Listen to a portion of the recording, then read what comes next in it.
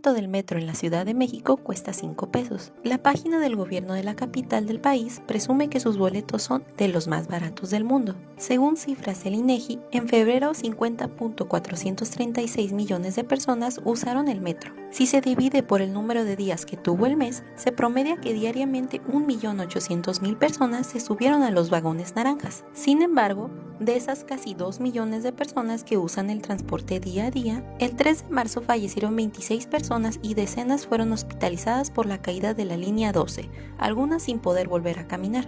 Minutos antes de las 10:25 p.m. habían comprado uno de esos boletos de los más baratos del mundo para ver literalmente colapsar el mundo bajo sus pies. Esta no ha sido la primera tragedia que el metro arrastra por sus vías. El 9 de enero, el puesto central de control de los trenes del metro amaneció en llamas. Según la versión de la Coordinadora General de Investigación Forense y Servicios Periciales, un cortocircuito de un transformador en la planta baja originó el incendio, pese a que la Protección Civil informó sobre el rescate de 30 personas. Se registró la muerte de una policía de 20 años, quien murió atrapada por el fuego. Pareciera que esta tragedia predijo más catástrofes, como la que aconteció menos de 4 meses después. Los familiares de las víctimas ya dieron sepultura a sus muertos, pero están buscando que sus voces no sean enterradas. La Organización Nacional de Responsabilidad del Estado, ONRE, interpuso una demanda colectiva contra el Sistema de Transporte Colectivo, STC, y la aseguradora GMX para buscar que indemnicen por los múltiples daños. La organización dijo que a cada familiar, si se hace el cálculo, le tocaría 6.400.000 pesos. Además, el director detalló que la demanda busca la reparación integral del daño físico directo, daño moral, atención médica eficiente de calidad, disculpas públicas, atención psicológica, medidas de no repetición como lo son la revisión de leyes, creación y modificación.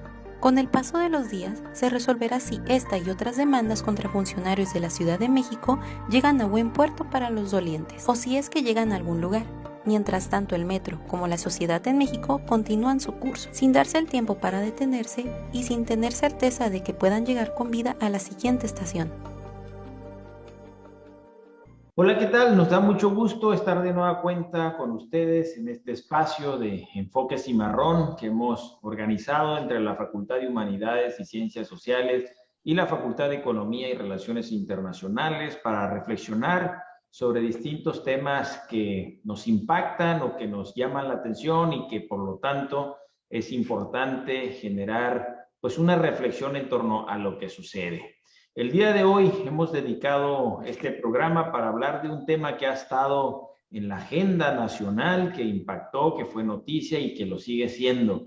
Específicamente me refiero al tema de la infraestructura pública, pero en particular el colapso del metro en la Ciudad de México. Un evento catastrófico que generó pérdidas humanas importantes y que obviamente puso ahora sí en el ojo pues a la administración pública, tanto federales, pero sobre todo de la Ciudad de México, por las repercusiones que tuvo este accidente.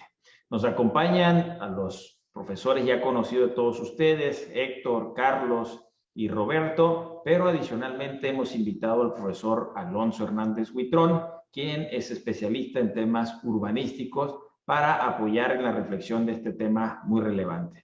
Le vamos a dar de entrada al inicio la voz a Roberto Fuentes para que nos cuente un poquito el escenario en cuanto a las estadísticas, la inversión, el gasto público que se ha destinado en los últimos años al tema particular de la infraestructura pública para posteriormente entrar al caso específico del colapso del metro en la Ciudad de México. Adelante, Roberto. ¿Qué tal? Mucho gusto, Alonso, Carlos, Héctor, Natanael. Primero me gustaría plantear un supuesto bajo el que vamos a partir, el hecho de que la infraestructura pública es algo importante. Es decir, ante la incapacidad de mercado de proveer ciertos elementos que generan bienestar, como lo pueden ser obras de infraestructura vinculadas al transporte, educación pública, en ese sentido se vuelve muy relevante la infraestructura pública, que oferta bienes públicos en un sector que el mercado privado no es capaz de o no quiere proveer. En ese sentido, ¿qué tan importante es esto para los países? La OCDE, en el último dato disponible, muestra que para los países de la OCDE, alrededor del 3% del Producto Interno Bruto se destina a inversión de obra pública. Este número ha ido disminuyendo, 1.5 puntos para ser exacto, en comparación a hace 10 años. Eso significa que, bueno, la interpretación que se puede dar es que este tipo de infraestructura ha venido disminuyendo su relevancia para estos países de la OCDE. De este 3%, el 60% se destina a educación y transporte, las principales bienes públicos que se proveen con esta inversión. Y el 57% de esta inversión la realizan los gobiernos locales o regionales, que en teoría uno pensaría están más cercanos a las necesidades de la gente, entienden más el contexto, entonces diseñan a partir de ese contexto y necesidades las obras públicas requeridas. ¿Cómo le va a México? Bueno, si en el promedio de la OCDE, que ya viene cayendo, era de 3%, para este mismo periodo, el porcentaje del PIB que se destina a obra pública en México es de apenas 1.7%, por debajo del promedio de la OCDE y en los, digamos, como siempre en este tipo de indicadores, en el top, en el bottom 3, ¿no? Los tres más bajos de este grupo de países. Ya cuando vamos al interior, otra cosa que me gustaría recalcar es cuánto representa este dinero. El INEGI tiene un dato, una encuesta que se llama Encuesta Nacional de Empresas Constructoras, que le pregunta a las empresas cuánto de lo que producen es pagado por el sector público, de todos los niveles, ¿no? O tengo una empresa privada y le preguntan cuánto de tu obra, de lo que lo que están pagando, viene por algún nivel de gobierno. Para darnos una idea de cuánto se estima el gasto en construcción pública, que incluye, por supuesto, mantenimiento, ¿no? Y calculé el promedio móvil de los últimos 12 meses para ver cuál era el mínimo y el máximo desde que esté en información, que es de hace 15 años a la fecha. El máximo histórico se da en 2006. En un mes promedio de ese año había una inversión de alrededor de 18,000 millones de pesos. Para ser exactos, 18,878 millones de pesos. El mínimo histórico, y esto incluye, repito, obra pública de todos los niveles de gobierno, será justamente en febrero de 2021, con apenas 9,294 millones de pesos. Es decir, una disminución de 51% en el gasto de construcción público, apenas en un periodo de 15 años. Creo que esto puede dar algunos elementos para entender en qué situación se encuentra ese sector, no solamente en México, sino en el resto de los países que conforman la OCDE. Muchas gracias, Roberto. Pues ahí están los datos, el comparativo de México con respecto a lo que destina para el tema de la infraestructura pública, que nos sirve como de antecedentes previo a entrar al tema del colapso en el metro en la Ciudad de México, días recientes. La primera pregunta que me gustaría plantear es, ¿qué falló en el caso del metro en la Ciudad de México? A lo mejor todavía no hay los suficientes datos para poder dar ese tipo de información, pero de entrada uno pensaría de que hubo fallas ya sea en el diseño, en la forma en que cómo se construyó el metro en la Ciudad de México, o tal vez las fallas están ocasionadas en cuanto a lo que se puede referir al mantenimiento de la infraestructura, que no se le dio la atención suficiente para que estuviera en las condiciones adecuadas. Entonces, en primera instancia, pues una primera pregunta para cómo es un accidente que se puede prevenir o no, ¿dónde estarían las fallas principales en este caso? Bueno, muy bien. Buenas tardes a todos.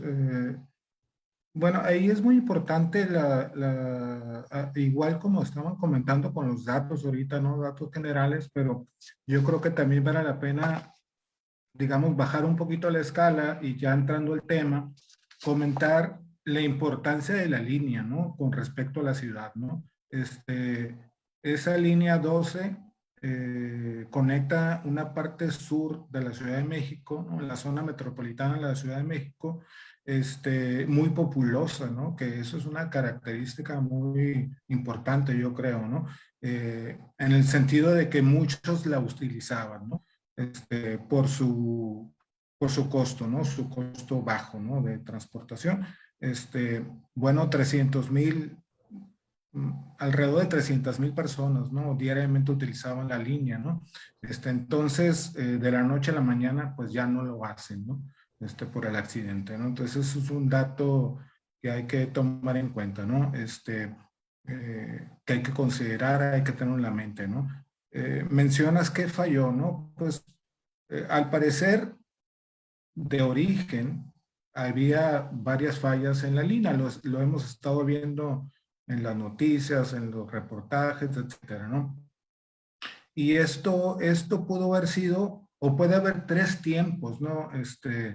De identificación de, no sé, errores o fallas que pueden ser en el diseño, eso puede ser antes de construir, durante la construcción o posterior a la construcción. Eh, Parece ser que ha habido detalles pequeños o muy grandes en el proceso de toda la línea 12, ¿no? Entonces ahí hay un foco rojo, ¿no? Digamos, ¿no? Amarillo o rojo, ¿no? En ese sentido, ¿no? Eh, Como bien mencionaba, la reducción de presupuestos en infraestructura, pues todavía hace, digamos, que el rojo sea más intenso, ¿no? Porque si bien es cierto, pudo haber fallas estructurales, pero se pudieron haber resuelto, ¿no? Con mantenimiento, con reposición en algún momento dado, pero parece ser que no fue así, ¿no? Entonces, es importante que se vayan deslindando y se vayan analizando parte por parte qué es lo que pasó en ese sentido, ¿no? En ese tramo, qué es lo que falló exactamente. A todas luces parece ser que es una falla estructural grave, pero de una de las traves, ¿no? Que soporta, ¿no? La estructura, ¿no? El medio de transporte en una falla de la trave. Sin embargo, pues pudo haber sido por muchas causas, ¿no? Pudo haber sido por simple causa del uso, por una falla de diseño o por una falla del procedimiento de construcción, es decir, cuando se hizo, ¿no? O una combinación de estas hacia una falla de mantenimiento también, ¿no? Entonces,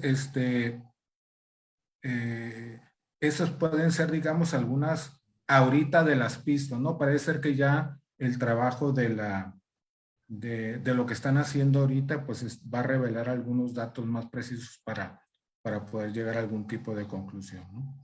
Se cruzó un sismo entre la fecha en que se inauguró la obra y la fecha fatal en la que ocurre el incidente. Digamos, eso también puede haber abonado al sentido de que a lo mejor no se le dio la atención suficiente o adecuada, digamos, a este hecho que ya había sucedido y que pudo haber dañado la infraestructura, aunque normalmente se asume que posterior a una situación de este tipo, pues hay todo un procedimiento para evaluar la infraestructura y evidentemente determinar si está en condiciones de continuarse usando.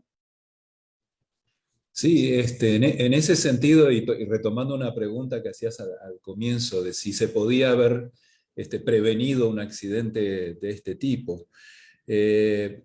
Digamos que el metro un medio de transporte es bastante seguro, pero no el más seguro, y por lo tanto este tipo de accidentes ha ocurrido también en países desarrollados, en Rusia, en Corea del Sur, también en Estados Unidos, en Washington, y en España también un caso que dejó muchísimas víctimas. Pero no sucede de golpe. En el caso de la línea 12, para ir a esa pregunta que hacías, ya había muchos avisos, muchos alertas de que esa línea tenía problemas. Por eso creo que dentro de la tristeza general que nos provoca lo que pasó, se agrega también de que se podía haber prevenido eso. Y a mí me lleva al tema de las responsabilidades. Es decir, se podía haber prevenido, aparentemente fue una combinación, como decía Alonso, quizás en este caso de fallas en el diseño, la construcción, el mantenimiento, pero ¿dónde fincar las responsabilidades? ¿Quién se hace responsable de esto? Yo, lo que puede verse es que no se asumen las responsabilidades desde el nivel político. Eso es lo que también ha pasado en otros casos, no va a ser una cosa exclusiva del caso mexicano, recién han pasado 15 días, pero lo que vemos es que los niveles políticos lo que hacen es echarse las culpas unos a otros, Y realmente nadie asume desde el nivel político la responsabilidad, que es diferente a pagar los costos. O sea, ¿quién va a pagar los costos? Eso ya es otro tema que podemos hablar ahora, pero los niveles políticos son muy resistentes a asumir la responsabilidad. Cuando ha habido en casos anteriores, en otros países que se identifican responsabilidades, siempre son niveles administrativos, técnicos. Por ejemplo, algún gerente de mantenimiento, de seguridad de las vías, cuando no directamente al que conducía la formación. No es este el caso, pero digamos que son siempre niveles administrativos, incluso los más bajos posibles. Pero las responsabilidades políticas de esta cuestión creo que están por dirimirse. Y aquí, para cerrar esta primera intervención, hay un actor que aparece que creo que va a tener un rol importante, que son los familiares de las víctimas. Si hay un actor que va a impulsar esta búsqueda de responsabilidades, incluso a nivel penal, son los familiares de las víctimas. Ya ha pasado en otros países que son esas asociaciones, el actor principal que mantienen el fuego y que mantienen el tema en la agenda pública durante años. No sé, posiblemente sea también el caso, ¿no? Héctor, para cerrar este primer bloque, ¿algún comentario? Sí, como bien ya se apunta, a reserva de obtener los resultados oficiales del peritaje que establezcan puntualmente cuáles fueron la causa o las causas de este lamentable accidente. Creo que una de las cuestiones que deberá surgir a partir de aquí es que se tienen que revisar todos los procedimientos y los procesos que se siguen en la construcción de obras en nuestro país. Me parece que independientemente de si esto tuvo fallas de origen o posterior a la construcción, es decir, más orientado hacia un mantenimiento y seguimiento de un adecuado funcionamiento en la estructura de este servicio, creo que en cada una de estas etapas de los procesos debe de haber mucho más control, mucho más seguimiento y atender de inmediato alguna posible falla o potencial falla de un sistema tan importante como es el sistema de transporte colectivo. Creo que sobre todo tendríamos que poner la atención ahí, en esa revisión, porque seguramente esto es consecuencia de una serie de acontecimientos que se van encadenando y que desembocan precisamente en un accidente trágico que afecta a la población, en principio a las personas, ¿no?, que sufrieron este lamentable accidente, pero también a la población en general, que incluso se traduce en temores o incluso desconfianzas de utilizar infraestructura pública. Bueno, aprovechando el comentario que hacía Carlos Moreira, ¿no? Sobre, pues se tendrá que determinar algunos responsables de esta situación, ¿no? Que de entrada quizás no es el momento para hacerlo porque están corriendo las investigaciones al respecto. Y me gustaría una reflexión sobre cómo evaluar también la reacción que ha tenido el gobierno, ¿no? De entrada, el gobierno de la Ciudad de México pues está incorporando una empresa internacional para que se encargue de hacer los peritajes.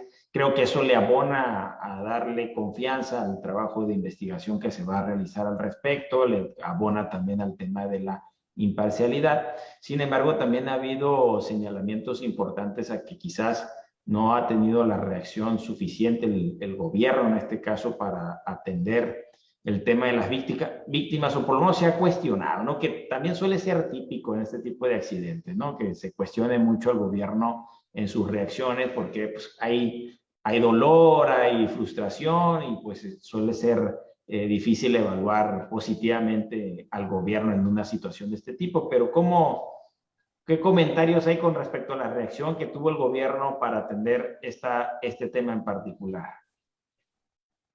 En ese sentido, Natanael, no olvidemos que estamos a 2 o 3 semanas, ahora en este momento a pocas semanas de las elecciones. Esto si hubiera ocurrido quizás un año antes de un evento electoral, era un impacto, pero estamos justamente en la recta final de la campaña, y no de cualquier campaña, sino en una campaña muy polarizada. Entonces sí creo que va a tener impacto. Por ahí escuché que a nivel de gobiernos federales donde más se intenta desmarcar al propio presidente de esta situación, pero creo que por ahí los compañeros podrán abundar en detalles. ¿Ha habido algún tipo de toma de decisiones en esto respecto a lo que ocurrió, respecto a si saludar o no a las víctimas, etcétera, que creo que va a tener un impacto? Ya en las encuestas muestran que en estos 15 días hubo un descenso en el apoyo a Andrés Manuel López Obrador de 5 puntos, aproximadamente entre del 61 al 56%, pero el descenso más pronunciado está a nivel de Claudia Sheinbaum y de Marcelo Ebrard. Creo que ellos dos son las figuras políticas más afectadas, que van a pagar el mayor costo del accidente de la línea 12, y que son los candidatos presidenciables que estaban mejor posicionados para el 2024. Yo creo, no sé si van a poder revertir esto, esa es una pregunta que uno puede hacerse. Roberto, parece que querías comentar algo, adelante. Y nada más comentar lo de Sheinbaum, en apenas un mes su popularidad cayó 10 puntos, de abril a mayo, después de este accidente. Quién sabe qué va a suceder después. Seguramente en la medida que se aclaren las cosas, en la medida que sea percibido como un proceso transparente, a lo que suma, por supuesto, la incorporación de un organismo internacional que va a llevar el peritaje, seguramente esta popularidad se va a recuperar. Y si bien me gustaría precisar algo, ¿no? Si bien el tema de este programa es particularmente el tema del metro, creo que este tipo de incidentes, accidentes, desgracias, pues ahora estamos hablando del metro, pero es algo sistémico de la infraestructura en México. Y creo que hay ciertos elementos que compartimos, elementos negativos que compartimos en temas de infraestructura con el resto del mundo.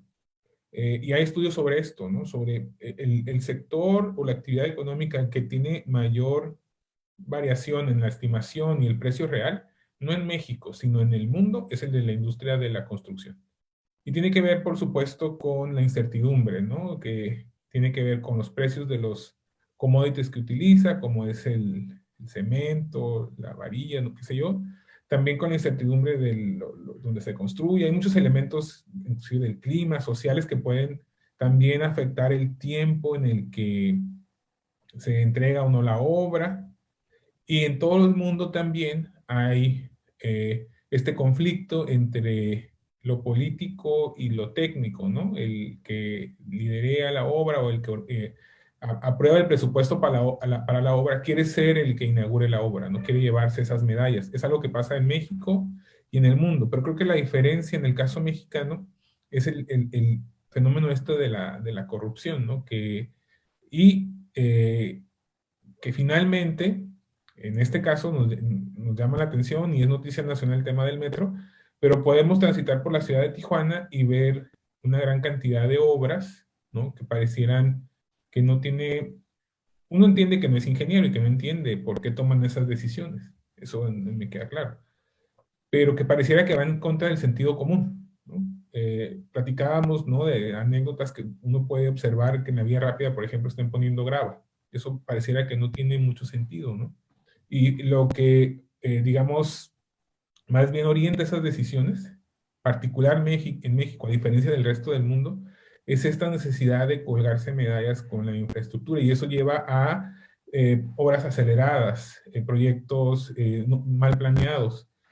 Específicamente el del metro hablan de, cierta idiosincrasia, ¿no? Por ejemplo, el de no expropiar, el caso de México.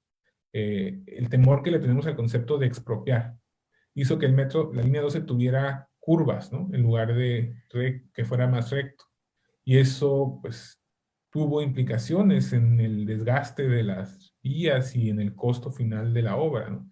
Entonces hay ciertos elementos que creo que, a diferencia del resto del mundo, hacen más preocupante el tema de la infraestructura pública en nuestro país. Pues interesante lo que plantea de nueva cuenta Roberto, ¿no? O sea, ¿qué tendríamos que hacer como país para mejorar y tener una infraestructura pública de mayor calidad, ¿no? A veces terminan imponiéndose factores no técnicos, por así señalarlo, y donde entrarían muchos aspectos políticos que pues terminan quizás contando con una infraestructura de mala calidad que con el paso de los años pues terminan generando situaciones tan lamentables como esta que estamos platicando. Entonces, en esa lógica, no sé si Alonso pudiera argumentar, ¿no? De qué tendríamos que hacer como país para, pues para evitar estas o disminuir las probabilidades de que este tipo de accidentes puedan ocurrir, ¿no?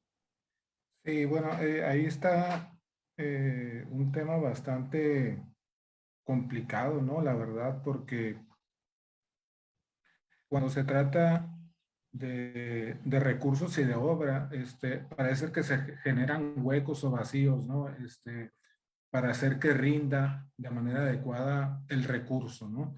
Eh, pero definitivamente se tiene que transitar a través de elementos es decir, que se reglamente, que se norme sobre eso, que ya hay normas y hay reglamentos, pero que a su vez se observen ellos, ¿no? Porque si bien es cierto, por ejemplo, leyes de edificaciones de prácticamente todos los estados ya están manejando sanciones, responsabilidades sobre cuestiones estructurales, cuestiones sobre incendios, cuestiones sobre instalación especial, etcétera.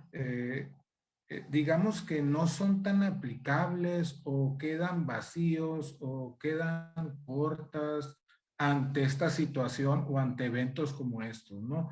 Donde luego, digamos, la responsabilidad, como puede ser en otros países, pues puede ser una pena hasta de cárcel, ¿no? Sobre asuntos de este tipo, ¿no?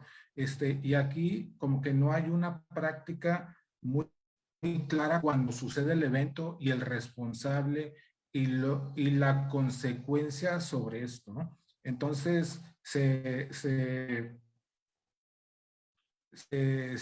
digamos que se mete un poquito con la opacidad, con lo que se mencionaba de la corrupción hace rato, y es lo que viene a dar el traste. Yo creo que sí es muy importante poder tener, digamos, un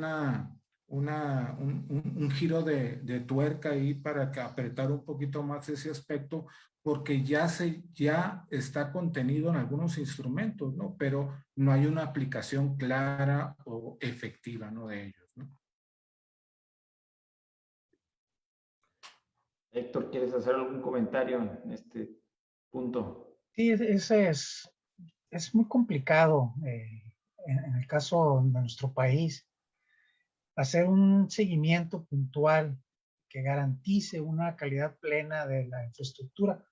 No me refiero solamente a las líneas de transporte público, lo podemos ver también en la construcción de vías, de puentes, de vivienda. ¿Cuántas veces no hemos observado la construcción de vivienda defectuosa y que termina afectando a quienes adquieren con mucho esfuerzo, mucho sacrificio una vivienda que hipotecan el resto de su vida para pagar y tener un patrimonio propio?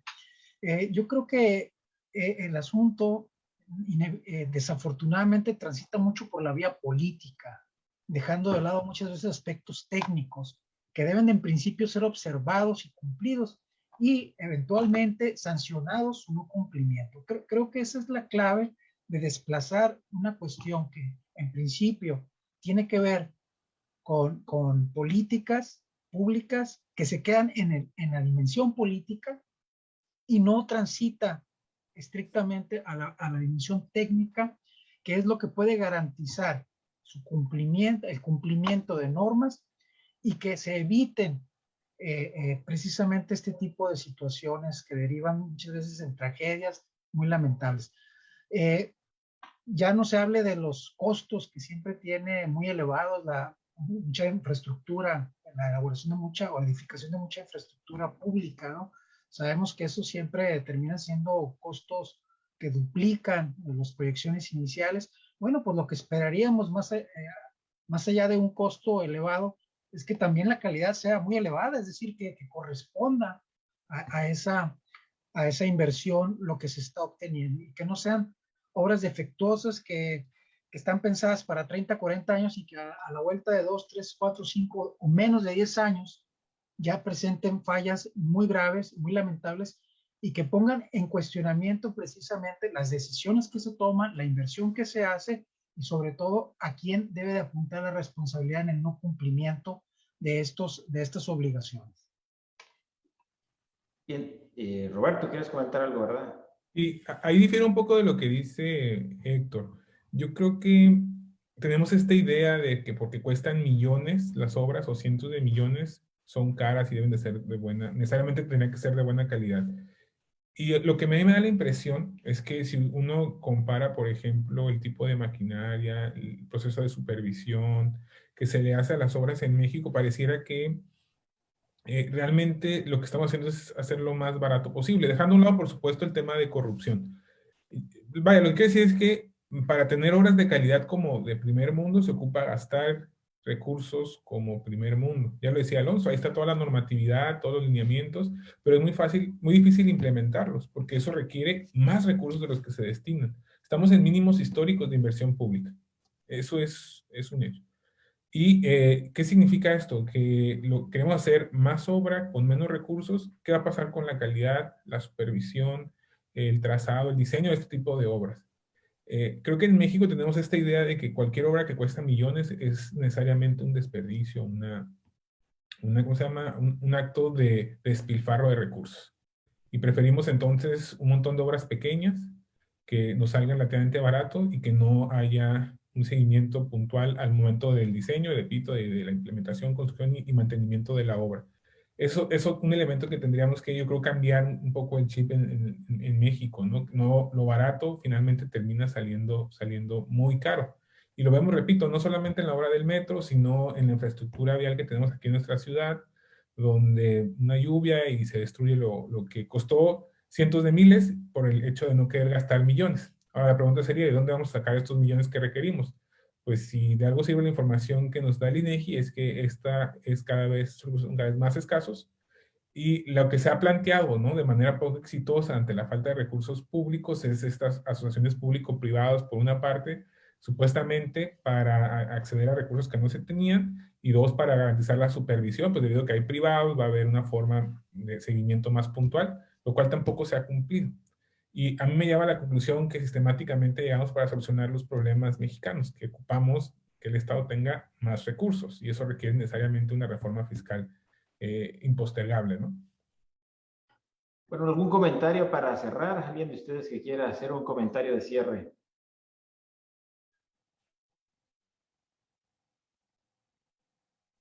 Bueno, yo me sumo a lo que decía Héctor. Yo creo que acontecimientos como estos traen algún tipo de consecuencias positivas, que es que se van a tomar, ajustar medidas de seguridad, se prestará más atención a algunas cuestiones de infraestructura. Creo que eso sería lo que podríamos esperar. Y soy muy pesimista o más pesimista de que desde el nivel político haya cambios, ¿no? O sea, habrá algunos cambios, pero para que no cambie el fondo. Pues muchas gracias. Alonso, ¿querías participar? Sí, comentar que de manera curiosa, ¿no? Después de la gran nota, a los 2 días por ahí, la nota era que estaban revisando en otras ciudades las infraestructuras de su puente mal hecho, de su estación, de su hospital, quizás por los costos políticos, ¿no? Que vienen más adelante, ¿no? Pero todos sistemáticamente estaban revisando aquella obra que está identificada como una obra que estaba fallando en tu ciudad o en tu municipio, ¿no? Entonces quiere decir que, pues, identificadas sí las tenemos, ¿no? Pero las acciones no las hacemos, efectivas, ¿no? Entonces yo creo que nos falta un poquito ahí pues de esa responsabilidad, inclusive también quizás como ciudadanos, ¿no? De hacer cumplirlo eso como ciudadanos, bueno, los gremios, ¿no? Arquitectos, ingenieros, etcétera, bueno, tratar de empujar más ese tipo de aspectos, ¿no? Pero bueno, un comentario ahí, complementario, ¿no? Pues ojalá, como señala Alonso, esta tragedia sirva para hacer los cambios que se requieren en este país para que tengamos la infraestructura con la calidad que se requieren las obras, sobre todo cuando se está jugando la vida de las personas en los movimientos que cotidianamente se suelen hacer, ¿no? Esperamos que este programa haya sido del agrado de todos ustedes, que le abone a la reflexión y a la discusión sobre este tema en particular, y los esperamos una semana más en una edición adicional de Enfoque Cimarrón. Muchas gracias.